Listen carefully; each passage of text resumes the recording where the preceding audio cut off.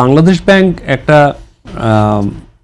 একটা কারেকশন করছে, যে কারেকশনটা হচ্ছে অসম্ভব, আমাদের প্রয়োজনের তুলনায় অনেক বেশি ব্যাংক হয়ে গেছিলো, ব্যাংকগুলো সিক হয়ে গেছিলো, সেই সিক ব্যাংকগুলোকে একসাথে করে একটা কোলাবোরেশন করছে।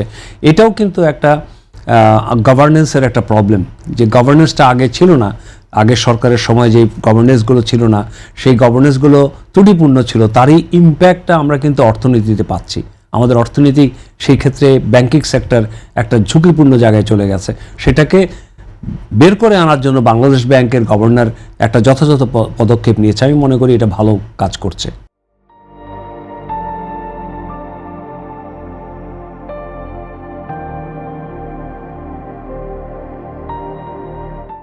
এটা আসলে আমাদের বিদেশি বিনিয়োগকারীদের মধ্যে কি ধরনের প্রভাব ফেলতে পারে? না, বিদেশি তারা কি ভাববে, ব্যাংকের রেটিং কি কমে যাবে?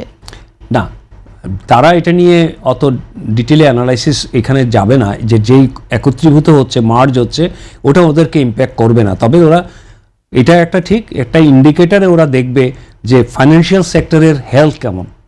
এই হেলথটা দেখার জন্য তাদেরকে মূল ব্যাংকগুলোকে দেখা দরকার। সেখানে আমাদের যেগুলো প্রথম সারির ব্যাংক, এগুলো মোটামুটি হেলদি আছে এবং তারা মোটামুটি ভালো কাজ করছে।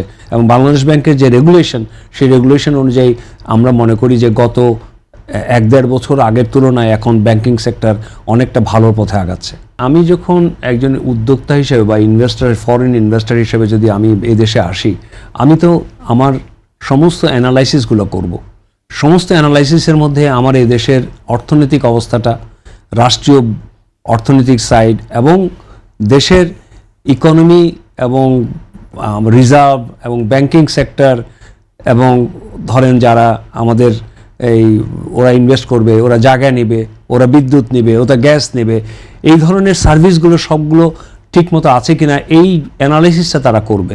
এবং সবাই আসবে কিন্তু বিনিয়োগ করতে, বিনিয়োগ থেকে রিটার্ন নেওয়ার জন্য, তাই না? যদি রিটার্ন না হয়, শুধুমাত্র বিনিয়োগ করে কেউ কিন্তু এটা থেকে ভালো সুফল যদি না পায়, আসবে না। তবে এর মধ্যে এক্সেপশন আছে। আপনি দেখবেন গত কয়েক বছরে বেশ কয়েকটা বড় বড় ইনভেস্টমেন্ট হয়েছে, টার্কি থেকে হয়েছে, অন্যান্য দেশ থেকে হয়েছে, সৌদি আরব থেকে হয়েছে। এগুলো কিন্তু আসলে আশার আলো জায়গায়, যে কিছু কিছু জায়গায় এর এত আমাদের নেগেটিভ সিচুয়েশনের মধ্যেও পজিটিভ কিছু জায়গা ওরা খুঁজে পেয়েছে। সো আমরা বাংলাদেশ কিন্তু অপার সম্ভাবনার দেশ। আমরা এটা জানি যে বাংলাদেশে এখনও ইনভেস্টমেন্ট করার প্রচুর সম্ভাবনার জায়গা রয়ে গেছে, কিন্তু সেই জায়গায় ইনভেস্টরদেরকে প্রমোট করা বাংলাদেশকে, সেই জন্য আমি যেটা বলি যে কান্ট্রি ব্র্যান্ডিং অলসো ইম্পর্টেন্ট। আমি কান্ট্রিকে যদি প্রপারলি ব্র্যান্ডিং করতে না পারি, তাহলে আসলে অন্যরা আমাদের সম্পর্কে রং পারসেপশন নেবে বিভিন্ন নিউজ থেকে। সো সেটার জন্য আমাদেরকে প্রোঅ্যাক্টিভলি কান্ট্রিকে ব্র্যান্ডিং করা উচিত, যে আমাদের এই দেশটা একটা resilient country and every sectors. আপনি বিভিন্ন অ্যাক্টিভিটিতে যদি দেখেন, আমরা বাংলাদেশ কিন্তু সবসময় ঘুরে দাঁড়ানোর জাতি এবং ঘুরে দাঁড়াতে পারি, এবং ওই দেশে ঘুরে দাঁড়ানোর মতো একটা দেশে কিন্তু বিজনেস আনার জন্য আমাদের ন্যাশনাল লেভেলে একটা কান্ট্রি ব্র্যান্ডিং দরকার। ন্যাশনাল লেভেলের এই কান্ট্রি ব্র্যান্ডিং কারা করবে? আমাদের দেশের সমন্বিতভাবে করবে। এটা তো একটা সরকারের দিক থেকে এবং বেসরকারি সবাই মিলে একটা ইনক্লুসিভ কান্ট্রি ব্র্যান্ডিং। আপনাকে একটা কথা বলি, ইন্ডিয়াতে তারা বলে ইনক্রেডিবল ইন্ডিয়া, তারা বিজনেস করতেও বলে, ইনভেস্টমেন্ট করতেও বলে ইনক্রেডিবল ইন্ডিয়া, ক্রিকেট খেলতেও বলে ইনক্রেডিবল ইন্ডিয়া, মালয়েশিয়া বলে ট্রুলি এশিয়া। সো আমাদের এলিভেটর পিচ কি, আমরা কি দিয়ে বাংলাদেশকে প্রমোট করব?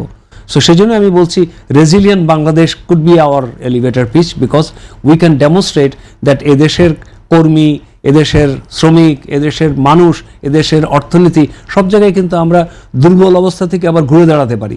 এই ঘুরে দাঁড়ানোর মানসিকতা যে দেশে আছে, সে দেশ অনেক কিছু করতে পারে।